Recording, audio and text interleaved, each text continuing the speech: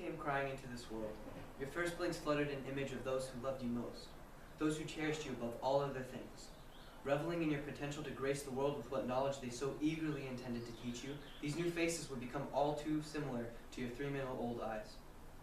Birth. What other times in our lives are we more innocent, more readily available for the breath of Earth's steadily sifting current of life to sweep us off our pale little feet? What is an event only reprinted into our older mind's eyes by means of dusty photographs is something of far greater meaning to those who introduce us to this world. What seems as though only a small indent in the span of our lifetime imprints something irreplaceable in the hearts of our caretakers. An image not only of who we are, but who we will be. Someone to carry on our family's proud name. Someone to spellbound those surrounding them with the attributes that stemmed from the very hands that held us when we weighed less than what we had to offer the world. Someone to perpetuate the honor of what our family's roots, our culture, meant. But what is our culture? The chocolate-covered faces of our youth would tell us it's the color of one's skin. The holiday celebrated, native language words conjugated, old withered grandma's words fixated on uttering those silly-sounded parables on your belated birthday.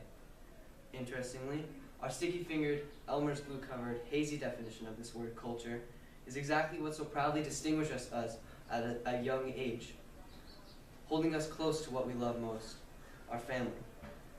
Show and tell. The ever so turbulent battleground at which each member of the class flaunts their family's homemade this and antique that. This childish exchange of differences is a beauty looked over all too easily. For we live in a culture today where what surrounds us is what molds us. What is electronically shoved down our throats somehow does not flow down with gravity to our stomachs to be digested, but upward with a rising sense of confidence, built and tended to only by a false sense of acceptance. Ask yourself what it may be like for the caramel-colored girl stepping foot in the hallways of middle school for the very first time. Ask yourself how she may feel when her pride in what set her apart from others all her life is precisely what drove her into the corner on the very first day. One mispronounced word is all it takes to ignite her hunger to please those around her. All it takes to strip something as beautiful as an accent from her lips. What is she to do next? Confused now with mixed feelings about her roots. How is she supposed to love what so effortlessly distanced her from her new peers? Was she to go home teary-eyed to Mom? Of course not. She was older now. She needed to take others' thoughts to heart, not just her family. But how? How would she learn to fit in? Whatever the cruel, venomous ambiguity of those words insinuated, it was as if they were branded into her dark-skinned forehead. Fit in. Be normal. Such remarks took a place similar to those of curse words in her family's minds, but that was neither here nor there, not anymore. She was older now. In a media-littered world, it would not be long before our caramel-colored character would stumble upon the internet, a vibrating frontier whose mouth watered voraciously waiting to sink its pop-culture-ridden fangs into the flesh of another adolescent. For what is she to find when she searched how to be pretty, how to be popular? None but the faces of those whose skin matched each and every page, previous face after wretched face of pale teeth mannequins highlighted by nothing but blank eyes with no story to tell. Ask yourself how she'd react to this. Who are they? Why are they so skinny? Do I need to be that skinny? How can I be as wanted as they are? These are questions no one could protect her from asking. Would she truly have fault for asking them? After all, she'd been so aggressively thrusted into a community which desires only one over-perpetuated image. Every girl is to be slim-bodied, grimly trimmed from head to toe, trained to know that their new materialistic characteristic, ballistic to misfits, was all part of a new serial code that made up the ideal girl.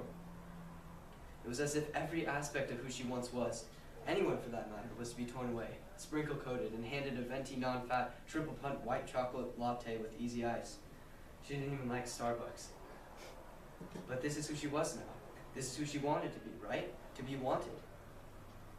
This is exactly who she strived to be, to end the tears of her peers peeled from her eyes day after day, another object ready to be swept off his feet by a male trained since day one to crave every sugar-coated aspect of all who she wasn't.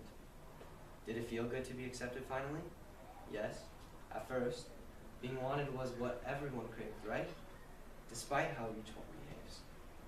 But imagine now the moment when she's to realize that everything that made up who she was now was but a sick illusion, shrouded over her love-struck eyes. Imagine the moment when she who was once proud of her roots, is so deeply part of what dilutes American culture that her sorrowful arms, weighed with the cries of a newborn, can no longer hold the harms of the lies that she's borne all these years. Can you imagine the horror one may find themselves a part of, coming in contact with the truth that the only aspect they ever loved of their masquerade of a relationship was the false sense of being wanted by someone trained to want exactly who they weren't? All she ever wanted was to be wanted, and all she ever wanted was to be worth it.